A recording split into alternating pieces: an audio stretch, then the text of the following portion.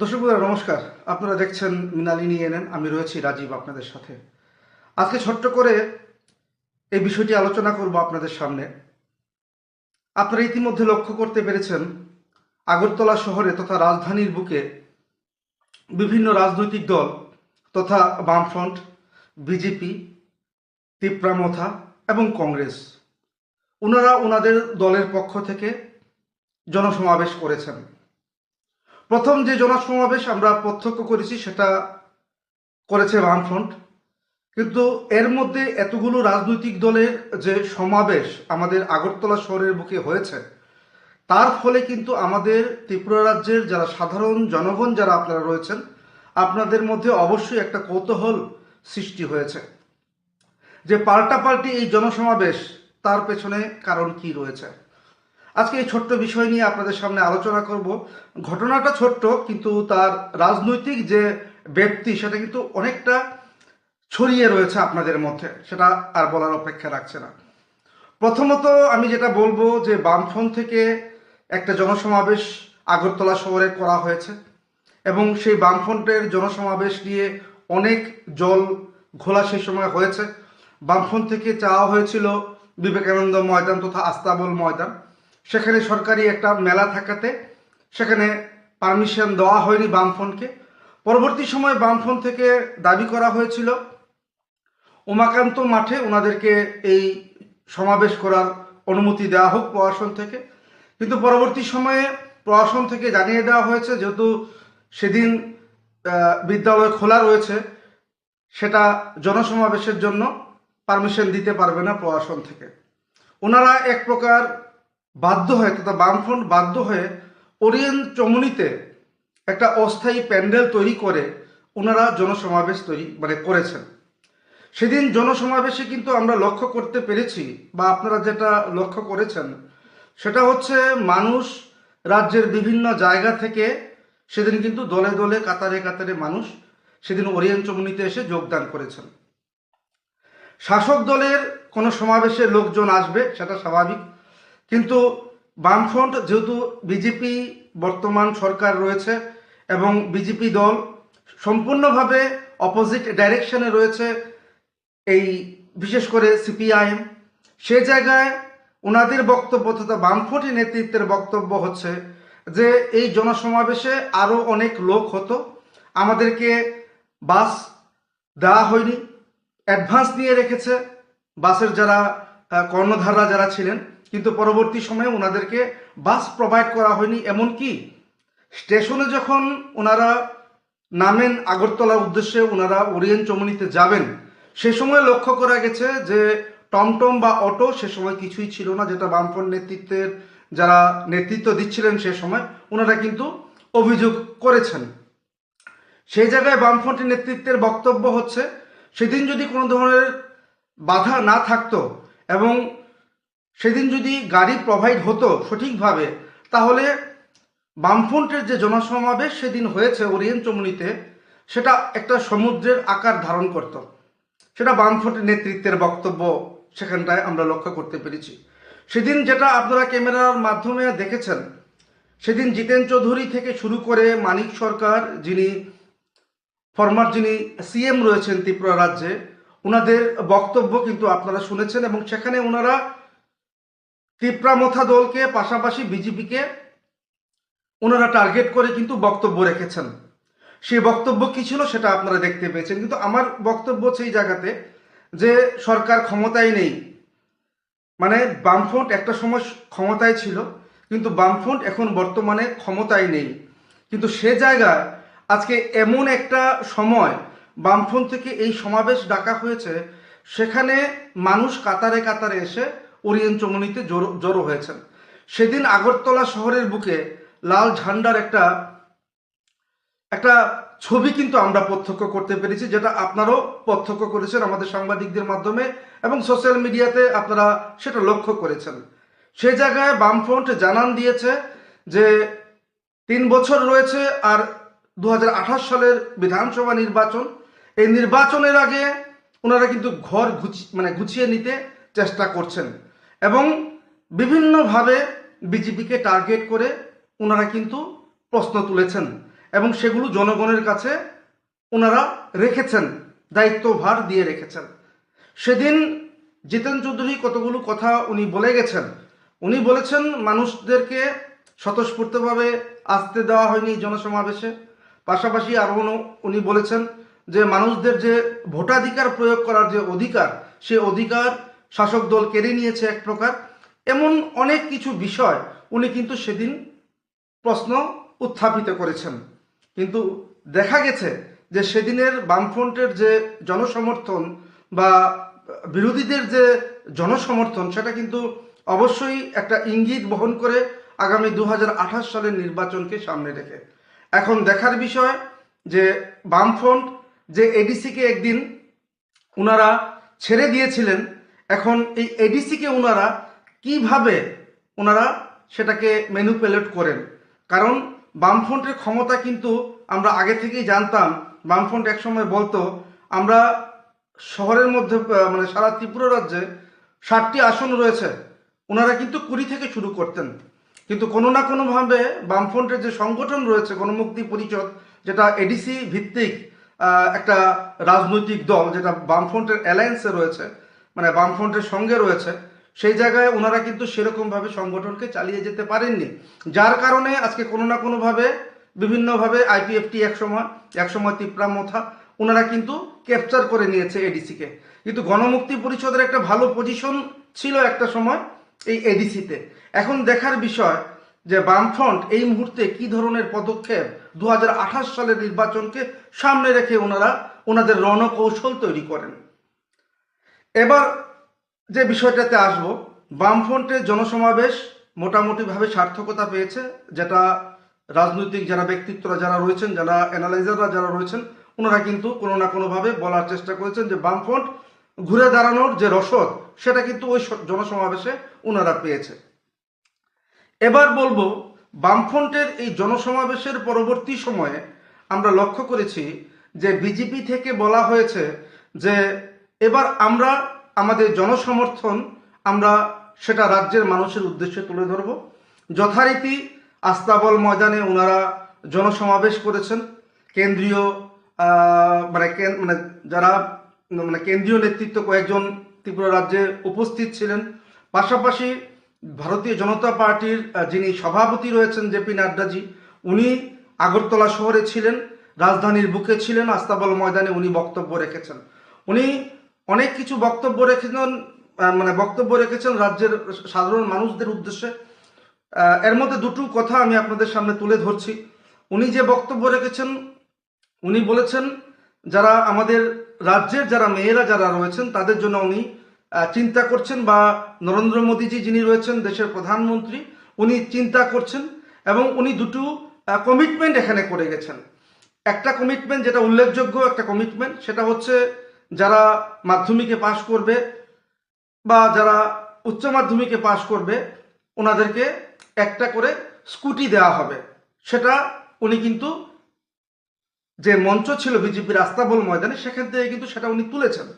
পাশাপাশি উনি বলেছেন যে বন্ড কেনার জন্য যে 50,000 টাকা যদি কেউ বন্ড কিনে কোনো মেয়ের জন্য, এবং সেটা 18 বছর পর যখন সে বিয়ের উপযুক্ত হবে, সেখানে 8 থেকে 10 লক্ষ টাকা ওই সকল যারা ছাত্রছাত্রীরা যাদের বিবাহ উপযুক্ত হবেন সে সময় ওনারা সেই টাকা পাবেন। তার জন্য 50,000 টাকা করে জমানোর কথা বলেছেন। তো দুটো উল্লেখযোগ্য বিষয় ছিল যেহেতু ওনার এই বক্তব্য। পাশাপাশি বামফ্রন্টের বিরুদ্ধে উনি তোপ দেখেছেন। উনি বলেছেন যে 25 বছরে রাজ্যের যে মাটি রয়েছে সেটা লালে রঞ্জিত হয়ে গেছে, সেটা উনি বক্তব্য রেখেছেন। এখন প্রশ্ন হচ্ছে যে সেদিন বামফ্রন্টের জমায়েত এবং বিজেপির যে জমায়েত ছিল তার মধ্যে পার্থক্যটা কোথায় রয়েছে। আমি অনেকের সঙ্গে আলোচনা করেছি, ওনাদের বক্তব্য হচ্ছে যে পার্থক্য হচ্ছে এই জায়গাতে যে শাসক দল যেহেতু শাসন ক্ষমতায় রয়েছে এবং ওনাদের সংগঠন শক্তপোক্ত, সেই জায়গায় লোক সমাগম হবে, সেটাই স্বাভাবিক। পাশাপাশি আমাদের কাছে একটা খবর রয়েছে যে রাজ্যের অনেক শ্রমিক সংগঠন বলুন বা বিএমএস কর্মীদেরকে বলুন, নেতৃত্ব থেকে ফোন করে বলা হয়েছে যাতে অবশ্যই সেদিন জনসমাবেশে উপস্থিত থাকেন। কিন্তু আজকে এসে অনেকে আমাকে বলছেন যে রাজীবদা, আমার মেয়ের শরীর খারাপ, মানে শরীর খারাপ ছিল, একজন বলেছেন আমার মায়ের শরীর খারাপ ছিল, যার কারণে সেদিন আমি ওই সমাবেশে উপস্থিত থাকতে পারিনি।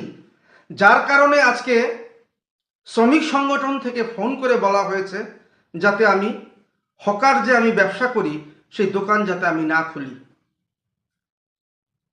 উনি যখন প্রশ্ন করেছেন যে এতে আমার দোষ কোথায়, বাড়িতে আমার সমস্যা রয়েছে তাই আমি আসতে পারিনি, তখন ওই শ্রমিক নেতা ওই লোকদের বলছেন যে আমার কিছু করার নেই, উপরের নেতৃত্ব থেকে আমাদেরকে নির্দেশ দেওয়া হয়েছে যারা জনসমাবেশে আসেননি সেদিন বিজেপি, ওনাদেরকে দোকান খুলতে দেওয়া হবে না। তো এটা যারা আমাকে বলেছেন অফ ক্যামেরাতে, আমি তাদের থেকে শুনলাম এবং আপনাদের সামনে আমি সেটা তুলে ধরলাম। এখানে দেখার বিষয় হচ্ছে সেদিন বিজেপি যে সমাবেশ করেছে সেখানে অনেককে ভেতরে মানে প্রবেশ করতে দেওয়া হয়নি। একটা অভিযোগও উঠছে মার্কেট থেকে, সেটা হচ্ছে এত বড় একটা আস্তাবল ময়দান, এমনিতেই অর্ধেকটা মঞ্চের জন্য, প্রায় অর্ধেকটা একদম মঞ্চের জন্য মানে ব্যবস্থা করা হয়েছে, তারপর একটা করা হয়েছে প্যান্ডেল, যার কারণে মানুষ সেইভাবে সেখানে উপস্থিত হতে পারেনি।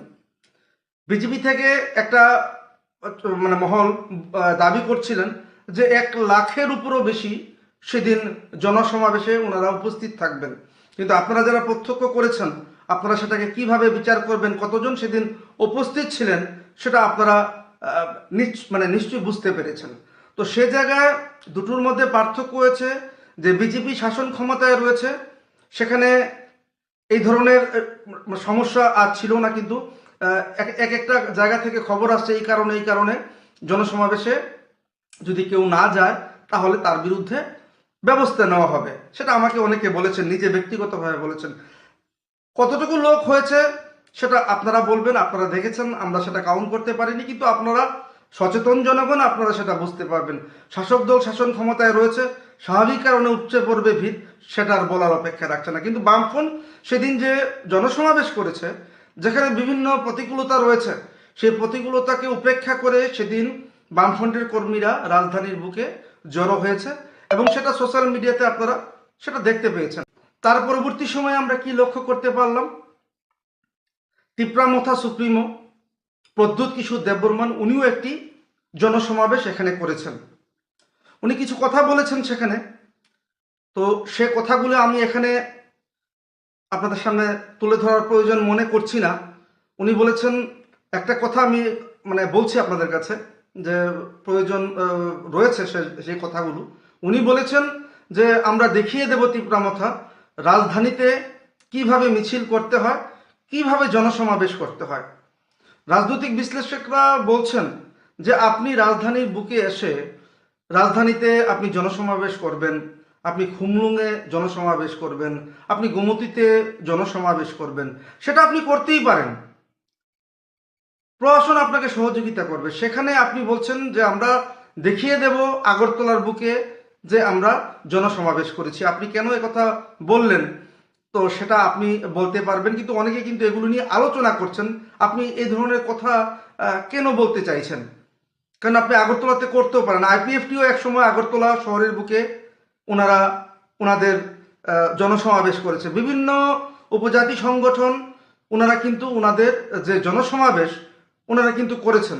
জনজাতিরা কিন্তু আগরতলা শহরের বুকে ওনারা মিছিল করে ওনাদের যে দাবি দেওয়া রয়েছে সেটা ওনারা প্রকাশ করেছেন। কিন্তু আপনি বলছেন যে আগরতলা শহরের বুকে এসে আমরা জনসমাবেশ করে দেখিয়ে দিয়েছি যে আমরা আগরতলা শহরও জনসমাবেশ করতে পারি। কিন্তু আপনি এ কথা কেন বলতে গেলেন বা কেন বললেন সেটা আপনার দৃষ্টিকোণ থেকে আপনি বলেছেন, সেটা হয়তো বা আপনার দিক থেকে সঠিক, কিন্তু রাজনৈতিক বিশ্লেষকরা বলতে চাইছেন যে আপনি ত্রিপুরা রাজ্য রয়েছেন, একসময় আপনার যারা পূর্বপুরুষরা যারা ছিলেন ওনারা ত্রিপুরা রাজ্যের রাজা ছিলেন, তো আপনি রাজধানীর বুকে এসে জনসমাবেশ করবেন, এখানে বাধা কোথায়?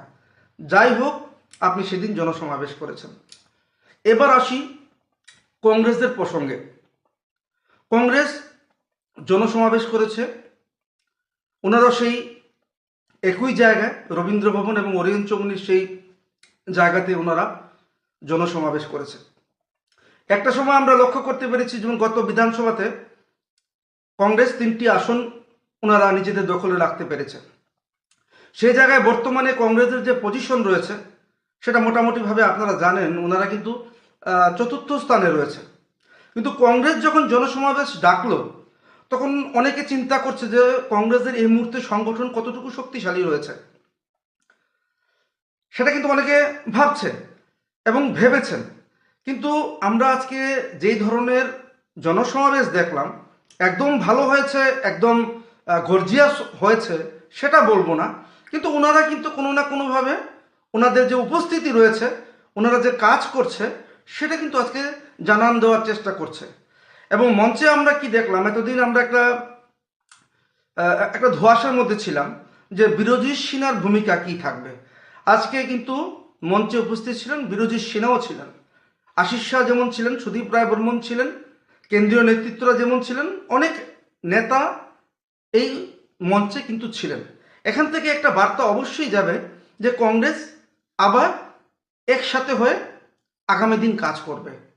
এবং এটাও কিন্তু আজকে কংগ্রেস থেকে একটা প্রমাণ হয়েছে যে কংগ্রেস ঘুরে দাঁড়ানোর জন্য যে রসদ প্রয়োজন, সেই রসদ কিন্তু কংগ্রেসের কাছে রয়েছে।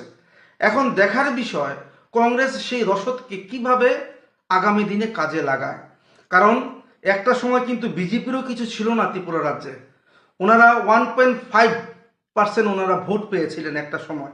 আজকে বিজেপি 33টা আসন রয়েছে, একটা সময় 43টা আসনও 44 আসনও ওনাদের দখলে ছিল। কিন্তু এইভাবে কিন্তু গ্রাজুয়ালি কিন্তু বিজেপি আজকে ক্ষমতার মসনদে রয়েছে। আজকে কংগ্রেস 4র্থ স্থানে রয়েছে, কিন্তু 4র্থ স্থানে থেকেও এর মধ্যে বিজেপি এবং তিপ্রামথা এবং বামফ্রন্টের এত বড় জনসমাবেশের পর কংগ্রেস যে সাহস করেছে যে জনসমাবেশ করবে আগরতলা শহরের বুকে, সেটা কিন্তু অনেকে কিন্তু সেইভাবে অ্যাকসেপ্ট করতে পারেননি। কারণ ভেবেছিলেন যে মানুষ হয়তোবা সেই রকমভাবে আসেনি। কিন্তু আজকে আমরা প্রত্যক্ষ করতে পেরেছি যে রাজধানীর বুকে কংগ্রেসের অস্তিত্ব রয়েছে। অনেকে বলেছেন যারা একটা সময় কংগ্রেস করতেন, পরবর্তীতে ওনারা বিজেপিতে যোগদান করেছেন। কিন্তু অনেকে আজকে বিজেপির মধ্যে এমনও কিছু কথাবার্তা চলছে বা এমনও কিছু সোর্স আমাদের কাছে খবর দিচ্ছে যে বিজেপির মধ্যে যারা বর্তমানে রয়েছেন, যারা কংগ্রেস থেকে এসেছেন, ওনাদেরকে সেইভাবে গ্রহণ করতে পারছে না বিজেপি। এবং সেই গ্রহণ করার যে ইচ্ছাটুকু বিজেপির মধ্যে নেই, সেটা কিন্তু একটা মিশ্র প্রতিক্রিয়া সৃষ্টি করেছে বিজেপির অন্দরে। এবং এও খবর রয়েছে আমাদের কাছে, সেদিন বামফ্রন্টের যে জনসমাবেশ হয়েছে ওরিয়েন্ট চৌমুহনীতে, সেখানে সিপিআইএম তথা বামফ্রন্টের এত বড় জনসমাবেশের পেছনে বিজেপির নেতৃত্বস্থানীয় কার্যকর্তারা সেখানে কিন্তু একটা ভূমিকা নিয়েছিলেন বলে আমাদের কাছে খবর রয়েছে। আমাদের সোর্স খবর দিয়েছে যে বিভিন্ন এলাকাতে এত পরিমাণ মানুষ কিভাবে আগরতলা শহরে আসতে পারলো। বিজেপি সংগঠন এখন বর্তমানে শাসন ক্ষমতায় রয়েছে। সেখানে আমরা জানতে পেরেছি আমাদের সোর্সের মাধ্যমে, সেখানে বিজেপির কিছু কিছু স্থানীয় নেতৃত্ব ওনাদেরকে সাহস জুগিয়েছেন যে আপনারা যে দল করবেন করতেই পারেন, আপনারা আপনাদের জনসমাবেশে যান। যার ফলে কিন্তু সেদিন বামফ্রন্ট এত বড় একটা জনসমাবেশ করতে পেরেছে বলে অনেকে কিন্তু বলার চেষ্টা করছেন। তো সেই জায়গায় আজকে কংগ্রেস এই ধরনের যে একটা জনসমাবেশ করবে সেটা কিন্তু অনেকে চিন্তা করতে পারেননি। জনসমাবেশের পর অনেকে যেটা বলছেন, যেটা আমি বললাম যে বড় আকারে কংগ্রেস করতে পারেনি ঠিক, কিন্তু জানান দিয়ে দিয়েছে যে 2028 সালের জন্য যে রাজনীতির দাবা খেলায় যে গুটি কোন দিকে পরিচালিত হবে সেটার একটা দিক নির্দেশনা কিন্তু আমরা এই জনসমাবেশের মাধ্যমে আমরা দেখতে পেয়েছি। এবং আমি আপনাদেরকে জানিয়ে রাখছি, গতকালকে একটা ঘটনা হয়েছে গোমতী জেলায় কাকরাবন এলাকায়। সেখানে যে ব্লক কংগ্রেসের যিনি সভাপতি রয়েছেন ওনার উপর আক্রমণ হয়েছে, পাশাপাশি ওনার যে গাড়ি রয়েছে সেটা ভাঙচুর হয়েছে। তখন আমরা ভেবেছিলাম হয়তোবা সেখানে কংগ্রেসের সেই জনসমাবেশ যে রয়েছে সেটা সেই রকমভাবে প্রভাবিত হবে না। কিন্তু আজকে আমরা কংগ্রেসের এই ধরনের সমাবেশ দেখে এটা বুঝতে পেরেছি যে 2028 সালের জন্য কংগ্রেস কিন্তু প্রস্তুত হয়েছে। তো এই জায়গায় সর্বশেষ যে কনক্লুশন যে রয়েছে যে বিজেপি এবার কিভাবে ওনাদের কাজ করবেন, কারণ বিজেপি নেতৃত্ব যারা রয়েছেন ওনারা বিরোধীদের যে বক্তব্য রয়েছে সেই বক্তব্যকে ওনারা সেইভাবে গ্রহণ করতে পারেনি এবং উত্তর দিত ওনারা সেরকমভাবে প্রস্তুত থাকেন না। কিন্তু আজকে বামফ্রন্টের জিতেন চৌধুরী থেকে যারা নেতৃত্ব স্থানীয় যারা রয়েছেন ওনাদের যে ইস্যুগুলো যে ওনারা রেজ করেছেন সেগুলোর কিন্তু সেই রকম সদার্থক উত্তর শাসক দল থেকে কিন্তু এখনো সেরকমভাবে পাওয়া যায়নি। আজকে সুদীপ রায় বর্মন অনেক কিছু বলেছেন এবং সেটা এখন দেখার বিষয় হচ্ছে, কারণ আপনারা জানেন যে বিজেপির যে আসন সংখ্যা বর্তমানে রয়েছে সেটা কিন্তু একদম একদম লাস্ট সীমানায় রয়েছে। 33টা আসন যদি আমি ধরি, 31টা আসন লাগে ক্ষমতা অধিষ্ঠিত হতে ত্রিপুরা রাজ্যে, যেহেতু 7টা আসন রয়েছে। এই জায়গায় বিজেপির কার্যক্ষমতা আরও বাড়াতে হবে, জনসংযোগ বাড়াতে হবে এবং বিশেষ করে যারা কংগ্রেস থেকে বিজেপিতে এসেছে ওনাদেরকে সেইভাবে সম্মান দিয়ে রাখতে হবে। যারা পৃষ্ঠা প্রমুখেরা যারা রয়েছেন তাদেরকে সেই রকমভাবে সম্মান দিতে হবে, এলাকার মানুষদের কাছে আরও জনসংযোগ বাড়াতে হবে। না হলে কিন্তু বিজেপির পথ সেটা অনেকটা কঠিন হয়ে পড়বে বলে রাজনৈতিক বিশ্লেষকরা কিন্তু বলতে চাইছেন। এবং এই পথ যদি ওনারা না গুছিয়ে এগিয়ে যাওয়ার চেষ্টা করেন সেখানে কিন্তু বামফ্রন্ট এবং কংগ্রেস ওনারা কিন্তু সেই পথ দিয়ে বেরিয়ে যাওয়ার চেষ্টা করবে। পাশাপাশি তিপ্রামথার কথা যদি আমি এখানে বলি, তিপ্রামথা কি কৌশল নেবে সেটা কেউ জানে না। কারণ 2023 সালের নির্বাচনে আমরা দেখতে পেয়েছি তিপ্রামথা সুপ্রিমো উনি রামনগরে যিনি নির্দল প্রার্থী ছিলেন পুরুষোত্তম রায় বর্মন, সেই পুরুষোত্তম রায় বর্মনের যে মঞ্চ ছিল সেই মঞ্চে কিন্তু সুদীপ রায় বর্মনও সেখানে ছিলেন। হঠাৎ করে উনি সেই মঞ্চে গেছেন, অনেকে ভেবেছেন হয়তোবা উনি কংগ্রেস সিপিএমের সঙ্গে একটা অ্যালায়েন্সে যাবেন। ওনার বিভিন্ন ধরনের কর্মসূচি রাজ্যের কংগ্রেসের যারা কর্মীরা যারা রয়েছেন, যারা নেতারা যারা রয়েছেন, পাশাপাশি সিপিএমের যারা নেতা নেত্রীরা যারা রয়েছেন ওনারা ভেবেছেন যে হয়তোবা নির্বাচনে তিপ্রামথা বিরোধীদেরকে সাহায্য করবে। কিন্তু সেখানে ঘটনা হয়েছে উল্টো। অনেকে বলছেন এই তিপ্রামথার কারণে শাসক দল অনেকটা মাইলেজ পেয়েছেন এবং অনেকে আবার এও বলছেন এই 7টা আসনের যতগুলো বিজেপি জিতেছে সেগুলো ছেড়ে দিয়ে আমি যদি সেগুলোও যদি নেই, যেগুলোর মধ্যে হেরেছে সেগুলোর মধ্যে কিন্তু মার্জিন অফ ভোট অনেকটা কম, 400, 500, 300, 350, 700, 800। এইগুলো যদি বিরোধীরা কভার করে নিতে পারে তাহলে কিন্তু বিজেপির জন্য চিন্তা রয়েছে আগামী 2028 সালের নির্বাচনে। কারণ বিজেপি 5 বছর সুবিধে পেয়েছে, এখন এই 2 টার্মের যে 2 বছর পূর্তি হলো 7 বছর, এর মধ্যে বিজেপি কতটুকু করতে পেরেছে সেটা কিন্তু মানুষ বিচার করবেন। কারণ মানুষ কিন্তু ভাষণ থেকে বেশি লক্ষ্য করেন বা সাংবাদিক বৈঠক থেকে বেশি লক্ষ্য করেন যে কোন সরকার কোন দল কি ধরনের ভূমিকা নিচ্ছে, সেটা কিন্তু বাস্তবে কিন্তু পরিলক্ষিত হতে হবে। বাস্তবে যদি পরিলক্ষিত না হয় সেক্ষেত্রে কিন্তু মানুষ কিন্তু যে কোনো সময় যে কোনোভাবে ওনারা কিন্তু ওনাদের দিক পাল্টে নিতে পারেন। তার জন্য বিজেপিকে কিন্তু এই মুহূর্তেই সতর্ক হতে হবে। কারণ বামফ্রন্টের মতন একটা শক্তিশালী দলকে, যে দল 25 বছর ক্ষমতায় ছিল, সেই দলকে রাজ্যের মানুষ এক নিমিষে এক লহমায় ফেলে দিয়েছে। তো আমাদের রাজ্যের মানুষ প্রচণ্ড সচেতন, প্রচণ্ড সজাগ, সেটা কিন্তু মনে রাখতে হবে শাসককে তথা বিজেপিকে। আর সংগঠন, বিজেপি থেকে অনেকে আমাকে বলেছেন যে আমাদের সংগঠন প্রচুর রয়েছে, আমাদের কোনো টেনশন নেই। আমি আপনাদেরকে জানিয়ে রাখছি, আপনারা বলেছেন আমাকে, ঠিক আছে আপনাদের সংগঠন থাকতেই পারে। বামফ্রন্ট কিন্তু একটা সময় বলতো যে আমাদের অলিতে গলিতে পাহাড়ে যে কোনো জায়গায় যান, আমরা সংগঠন বেস একটা দল। কিন্তু এই সংগঠনকে চুরমাচুর করে 2018 সালে মানুষ কিন্তু আশীর্বাদ করেছে বিজেপিকে। আজকে বিজেপি ক্ষমতায় রয়েছে রাজ্যের মানুষের ভোটের কারণে। এখন যে ধরনের পরিস্থিতি চলছে আমাদের ত্রিপুরা রাজ্যে, 2023 সালেও কিন্তু পরিস্থিতি পাল্টে যেতে পারত যদি সেখানে অন্য ধরনের গেম না হতো। জিতেন চৌধুরী আগের কয়েকদিন আগেও উনি বলছিলেন যে আমাদের সঙ্গে তিপ্রামথার একটা অ্যালায়েন্স হবে, কিন্তু ওনার যে সেটা চিন্তাধারা সেটা ভুল প্রমাণিত হয়েছে। উনি আজকে মানে বর্তমান সময়ে এসে উনি সেটাকে রিয়েলাইজ করতে পেরেছেন। এখন তিপ্রামথা কোন দিকে যাবে এবং তিপ্রামথাকে কে অ্যাকসেপ্ট করবে সেটা কিন্তু একটা চিন্তার বিষয়। বিজেপিও কিন্তু একটা সময় মানে চাইছিল না তিপ্রামথাকে। আগরতলা শহর বলবো না, রাজ্যের যারা মানে নেতৃত্ব যারা ছিলেন ওনারা কিন্তু তিপ্রামথার সঙ্গে, আমাদের যে সোর্সের যে খবর রয়েছে, তিপ্রামথার সঙ্গে মনে প্রাণে যেতে চায়নি। কিন্তু বিজেপির যে কেন্দ্রীয় নেতৃত্ব যারা রয়েছেন ওনাদের যে কর্মসূচি বা ওনাদের যে দিক নির্দেশনা রয়েছে তার কারণে কিন্তু অ্যালায়েন্স হয়েছে তিপ্রামথার সঙ্গে। 2028 সালে কিন্তু এর কিন্তু অন্য চিত্র কিন্তু আমরা লক্ষ্য করতে পারবো। কারণ তিপ্রামথা এডিসিতে কি কাজ করেছে, কি কাজ করতে পারেনি, মানুষের কি অভিযোগ রয়েছে এবং মানুষ কিভাবে তিপ্রামথাকে বর্তমান সময়ে দেখতে পাচ্ছেন সেটা কিন্তু মানুষ প্রশ্ন করবেন। এবং ওনারা কিন্তু সে সময় খালি মাঠ ছিল, এখন কিন্তু আর খালি মাঠ নেই। মানুষ কিন্তু যারা জনজাতি অংশের মানুষরা আছেন ওনারা কিন্তু এখন চিন্তা ভাবনা শুরু করে দিয়েছেন।